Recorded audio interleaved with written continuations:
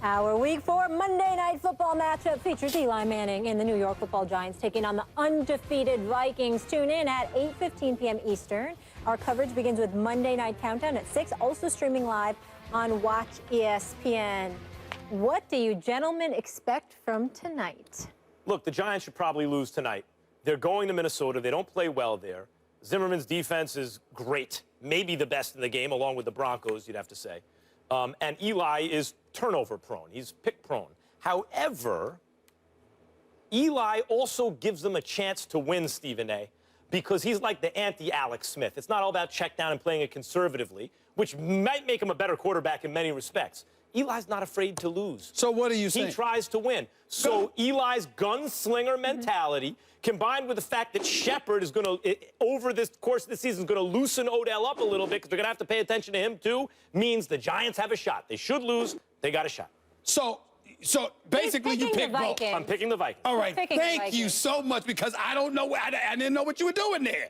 I'm going with the Giants as well, okay? Going with the Giants? I'm sorry, I meant the Vikings. I apologize. Freudian slip. No, it is a Freudian slip. It is a Freudian slip because it's damn sure ain't the Giants tonight. Big Blue, I don't have a lot of faith in what they're going to be able to do offensively or defensively. I think that it'll be a tight game, but I think that Minnesota's too tough for them, defensively, and they're going to neutralize them. And on the defensive side of the ball, I'm just not sure. Even though the Vikings don't have Adrian Peterson being at home with Sam Bradford and Stephon Diggs hooking up, I think it'll be tight, but I think Minnesota will find a way to pull out. I think it's going to be something along the lines of 23-20. No Vereen, no Jennings tonight either, so the Giants' running game is hurting. Eli greater than Sam Bradford. We asked you guys to weigh in on our Twitter poll. Is the Cowboys' success a mirage? We are right down the middle. 49% said legit. 51% said mirage. The Told country everyone. split. Cowboys are going to beat San Francisco on the road. Giants will lose to Minnesota, and I'll have to hear it from Cowboys fans. Just wait. Just wait. Yeah, and then this Packers next week, so we shall see. Des Bryant, Ezekiel Elliott, the rookie, ran for 138 yards and a touchdown, and Dak Prescott, the rookie, threw for 245 yards and 2 scores to help Dallas overcome an early 14-point deficit to beat San Francisco 24-17 on Sunday. The Cowboys are now 3-1 without Tony Romo. Ryan Clark in the house. How we doing? Good. How are you guys? We are good. I want to start when you're here. I tell you what, Always. I enjoy the thrilling college football talk. You guys got me pumped up, man. Shoot, I started reliving the game. I want you to know, because I got some number of love for you, my brother. I got number of love. Here it comes. You set me up. I want you to know that I'm really, really happy that you find something to be happy about when it comes to college football, considering what's going on. Whoa! LSU. Yeah, I'm just saying. Every time I come on, I know y'all won this weekend. We look good I'm now. Just saying, you talking roll tide now. You're talking roll tide. They're going to have to see us. Missouri? Go Tigers. They're going to have to see us. Really? Yeah, really? Okay. Really? By the way, when we were arguing last week, people don't want football on Thursdays, stop. We get it. Thursday, now the Friday night games, Saturday, Sunday, tonight. I love it. Love it. I've still always been against Thursday night football. Always. Not as a consumer. I think Plus you're working for other people. I think the NFL should be on Sundays and Mondays. Safety-wise. All right. All I know is Thursday, Friday, Saturday, Sunday, Monday. A lot of days. Well, Ryan, very good to have you. Can we talk about the Cowboys, gentlemen? No, it's all good. Yeah. I want to start with you, Stephen A. Is this solid start just a mirage? No. Believe it or not, as much as I'm disgusted that it's the Cowboys, I'm not going to call it a mirage. I mean, listen, the fact of the matter is that let's give credit where credit is due. Des Bryant hasn't been 100% healthy. Tony Romo has been out. We understand that. We understand that Terrence Williams helped blow a game, all right, but he's made amends for it. But led by a rookie quarterback who was a 4th-round pick and a rookie running back in Ezekiel Elliott, who heard everybody like me telling them pump the brakes, perform. Don't sit there and talk about above average performance when you had a horrible first game and a subpar second game. Over the last 2 weeks, he's accumulated about 278 yards on the ground. He's been very, very impressive. When you take that into account and then you come and you look at Dallas's defense, which hasn't been porous. I mean, they have battled. I got to give respect where it's due, okay? They've shown up. They've played. They're 3-1 after 4 games. Rookie quarterback, rookie running back, offensive line, by the way, no surprise here. They are leading the league in first downs or on the ground. So they know who they are. One of the things that I religiously pointed out, and this absolutely disgusts me. I mean, I don't have any material this morning. I can't get on them the way that I normally would, because Dallas, the perpetual accident waiting to happen that they are, whatever their strength is, whatever that works for them, they'll get away from it. They're not doing that here. They know that running the football, moving the chains, engaging in ball control is their bread and butter. And that's what they're doing. And I got to give credit where it's due. Will it last? Remains to be seen. Right. But it doesn't mean that the first 4 games are a mirage. I can't say it's a mirage. They're a mirage. First 4 games are a mirage. Look, last year we looked at Dallas Cowboys, at least I did coming into the season. I thought if the defense of certain guys that, had trouble off the field, that they could stay on the field and Dallas's risks paid off in terms of investing draft picks and money in them. They could have a good enough defense where that offense looked to me like it could be amazing. They could go all the way. It didn't happen, of course. But that was because their backup quarterback couldn't tread water. They couldn't tread water with their backup quarterback. Dak Prescott is good. I mean, so they're more than treading water. I get it. But so far they've beaten Washington. They're okay. The Bears are terrible. And the Niners, playing their second-best quarterback, by the way, are terrible. They're a combined 4-8 on the season. In their power rankings, as I said, Washington, ESPN power rankings 20th, San Francisco 30th, Bears 31st. They're playing bad teams. The rest of the way, they have the 6th hardest schedule, according to ESPN. 6th hardest schedule. Things are going to change in a hurry. Look, they have a really good offensive line, and we knew that was going to be the case. Ezekiel Elliott, the defense is not that good. Ezekiel Elliott, I'm rooting for him, even though I'm a Giants fan. I want to see him do well. I love the fact that in college, the bigger the stakes, the better he played. Like a money player, boy, that's nothing like watching not only a good player, but a player with the chips on the line shows up. But what I've seen so far, Ryan, I got to tell you the truth, and I know he's fast on a stopwatch, right? But I haven't seen an explosive runner. I've seen a runner like before Navarro Bowman's injury, even yesterday, really wasn't getting much done. Against an okay, yes, he's on the road, but San Francisco's no great shakes. As soon as Bowman goes down, now Ezekiel Elliott gets his money.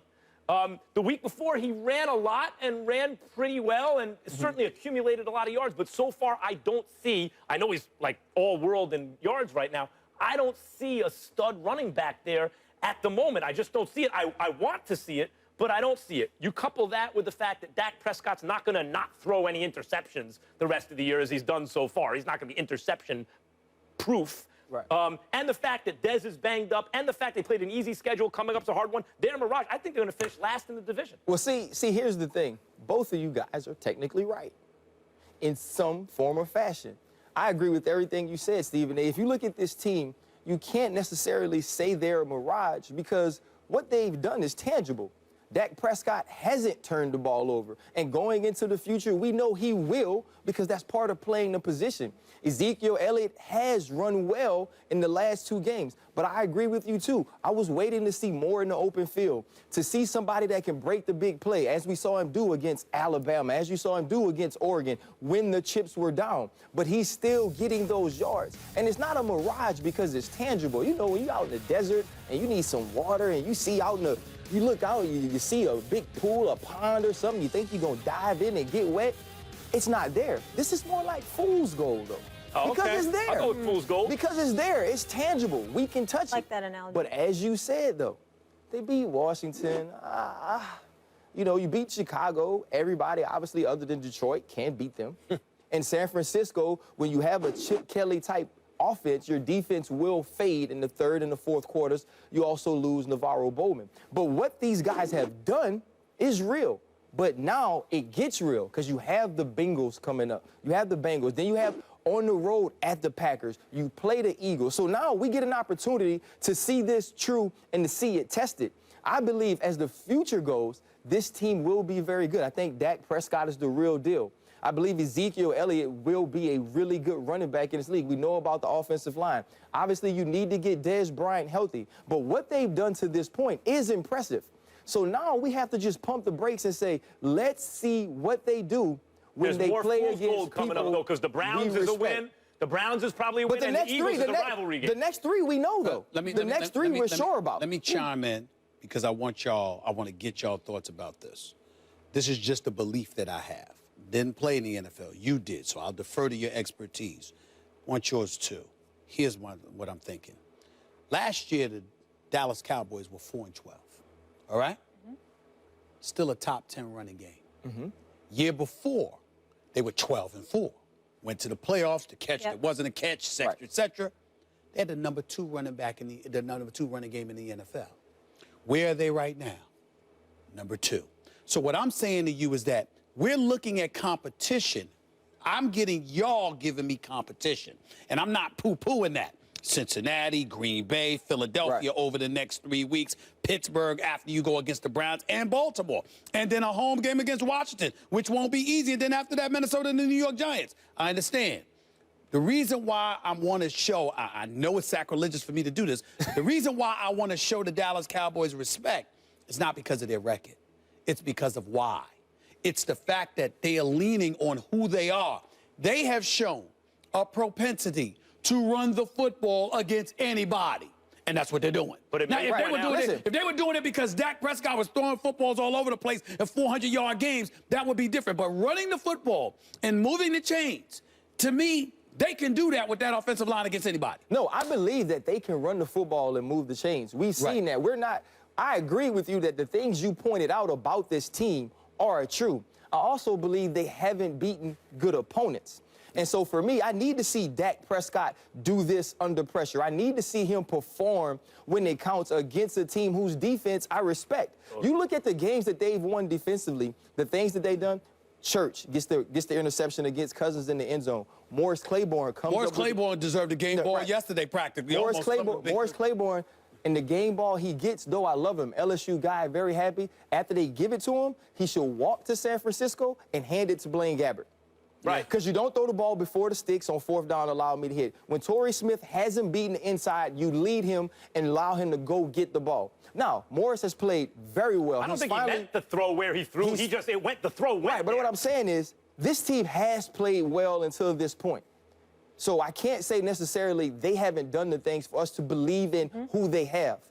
But it's about who you play and can you beat who you play. We will see that the next 3 weeks. Real quick, I think what you point out, that they're number 2 in rushing no matter what happens, indicates that unless Ezekiel Elliott turns out to be a great running back, if he's just pretty good, they made a mistake in drafting him. Because no matter who they've put back there, they're number 2 in yards that you gain. What do you need Ezekiel Elliott there for when you're drafting up high? You go get a defensive impact player since that's where you're hurting. And I'm saying I don't know if this is the week to say that after the last 2 weeks that he's had. Combined with the fact that if you got a 3-headed monster in him, Alfred Morris, when Darren McFadden comes back, if your signature is running behind that offensive line, then there's nothing wrong with buffering the position. Good for Ezekiel Elliott. Happy for him. But Max is calling it a mirage. Stephen A. says, no, Ryan uses fool's gold. But we want you guys to put in your 2 cents here. Is the Cowboys' success legit, or is it a mirage? Vote on Twitter. We'll share those results a little later in the show. Ryan, you are staying put, which we appreciate.